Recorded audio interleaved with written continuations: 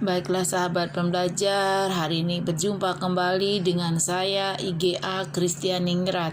Kita akan melanjutkan kembali untuk materi PPKN kelas 10. Untuk khususnya bab 3 dengan judul Kewenangan Lembaga-Lembaga Negara menurut Undang-Undang Dasar Negara Republik Indonesia tahun 1945.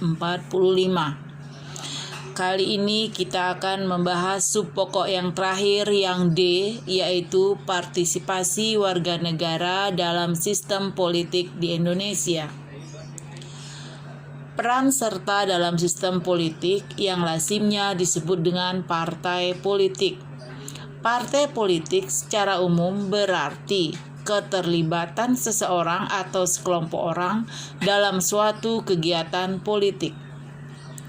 Definisi partisipasi politik salah satunya dikemukakan oleh Verba yang mengungkapkan bahwa partisipasi politik adalah kegiatan pribadi warga negara yang legal yang sedikit banyak langsung bertujuan untuk mempengaruhi seleksi pejabat-pejabat negara dan atau tindakan-tindakan yang diambil oleh mereka.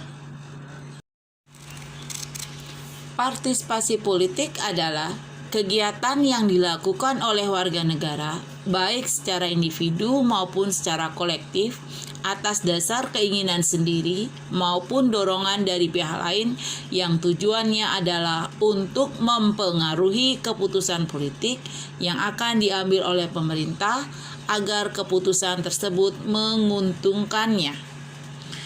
Kegiatan politik yang tercantum dalam konsep partisipasi politik mempunyai bermacam-macam bentuk dan intensitas.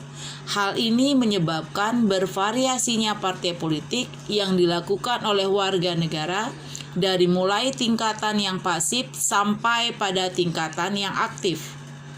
Bila dihubungkan dengan hak dan kewajiban warga negara, partisipasi politik merupakan kewajiban yang harus dilaksanakan sebagai wujud tanggung jawab warga negara yang berkesadaran politik tinggi dan baik. Partisipasi politik yang baik akan terwujud dalam masyarakat politik yang sudah mapan. Suatu komunitas masyarakat dapat disebut masyarakat politik jika masyarakat tersebut telah memiliki ciri-ciri sebagai berikut. 1. Selalu ada kelompok yang memerintah dan diperintah. 2. Memiliki sistem pemerintahan tertentu yang mengatur kehidupan masyarakat. 3. Memiliki lembaga-lembaga yang menyelenggarakan pemerintahan. 4. Memiliki tujuan tertentu yang mengikat seluruh masyarakat. 5. Memahami informasi dasar tentang siapa yang memegang kekuasaan dan bagaimana sebuah institusi bekerja. 6. Dapat menerima perbedaan pendapat. 7. Memiliki kepedulian dan kepekaan terhadap masalah-masalah yang dihadapi bangsa. 8. Memiliki rasa tanggung jawab terhadap perkembangan dan keadaan negara dan bangsanya. 9. Memiliki kesadaran untuk berpartisipasi dalam kegiatan perumusan penentuan kebijakan negara, mengawasi dan mendukung pelaksanaan kebijakan tersebut dalam berbagai bidang kehidupan. 10. Menyadari akan pentingnya pembelaan terhadap negara, kedaulatan, keberadaan, dan keutuhan negara, memahami, menyadari, dan melaksanakan sikap dan perilaku yang sesuai dengan hak dan kewajibannya sebagai warga masyarakat dan warga negara. 11. Patuh terhadap hukum dan menegakkan supremasi hukum. 12. Membangun budaya politik yang demokratis. 13. Menjunjung tinggi demokrasi, hak asasi manusia, keadilan, dan persamaan. 14. Mengawasi jalannya pemerintahan agar tertata dengan baik. 15. Memiliki wawasan kebangsaan, sikap dan perilaku yang mencerminkan cinta tanah air.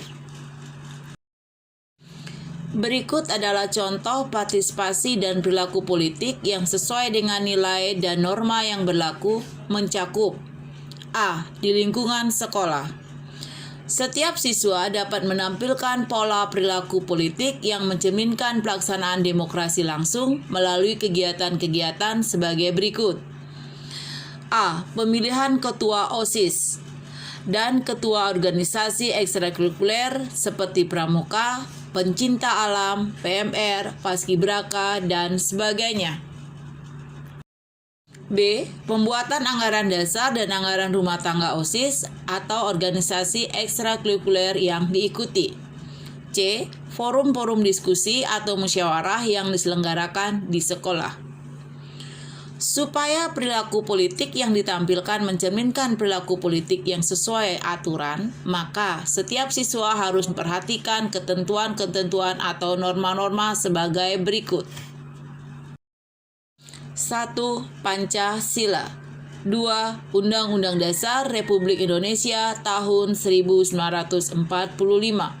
3. Undang-Undang Republik Indonesia Nomor 9 Tahun 1988 tentang kemerdekaan menyampaikan pendapat di muka umum. Dan yang keempat, tata tertib siswa dan sebagainya. B. Di lingkungan masyarakat. Perilaku politik yang merupakan cerminan dari demokrasi langsung dapat ditampilkan warga masyarakat melalui beberapa kegiatan sebagai berikut. 1. Forum warga. 2. Pemilihan ketua RT, RW, kepala desa, ketua organisasi masyarakat, dan sebagainya.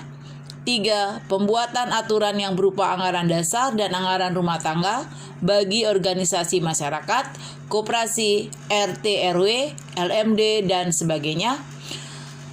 Warga masyarakat dapat menampilkan perilaku politiknya yang mencerminkan pelaksanaan demokrasi tidak langsung melalui penyampaian pendapat atau aspirasi, baik secara lisan maupun tertulis, melalui lembaga perwakilan rakyat atau melalui media massa seperti koran, majalah, dan sebagainya. Agar dalam pelaksanaan perilaku politik tersebut sesuai dengan aturan dan norma-norma sebagai berikut. A. Pancasila dan Undang-Undang Dasar Republik Indonesia tahun 1945.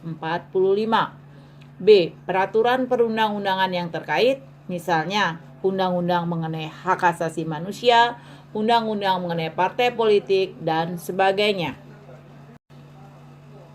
3. Peraturan yang berlaku khusus di lingkungan setempat seperti peraturan RT, RW, peraturan desa, dan sebagainya. 4. Norma-norma sosial yang berlaku. C. Di lingkungan negara. Dalam kehidupan berbangsa dan negara, perilaku politik yang dapat kita tampilkan secara langsung diantaranya adalah sebagai berikut. A. Pemilihan umum untuk memilih anggota legislatif dan presiden. B. Pemilihan kepala daerah secara langsung melalui pilkada. C. Aksi demonstrasi yang tertib, damai, dan santun.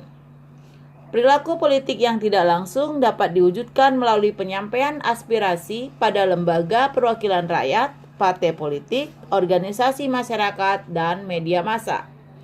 Supaya perilaku yang ditampilkan mencerminkan perilaku politik yang sesuai aturan, maka harus mentaati ketentuan-ketentuan dan norma-norma sebagai berikut. 1. Pancasila. 2. Undang-Undang Dasar Negara Republik Indonesia tahun 1945. 3. Undang-undang seperti Undang-Undang Nomor 8 Tahun 2015 tentang perubahan atas Undang-Undang Nomor 1 Tahun 2015 tentang penetapan peraturan pemerintah pengganti Undang-Undang Nomor 1 Tahun 2014 tentang pemilihan gubernur, bupati, dan wali kota menjadi Undang-Undang Republik Indonesia Nomor 2 Tahun 2011 tentang perubahan atas Undang-Undang Nomor 2 Tahun 2008 tentang partai politik, Undang-Undang Republik Indonesia Nomor 9 Tahun 1998 tentang kemerdekaan menyampaikan pendapat di muka umum, dan sebagainya. Peraturan pemerintah, keputusan presiden, dan peraturan daerah. Baiklah, demikian untuk materi PPKN kelas 10 yang bab 2, materi subpokok materi yang D. Ya, semoga bermanfaat bagi kita semua. Sampai jumpa dan terima kasih.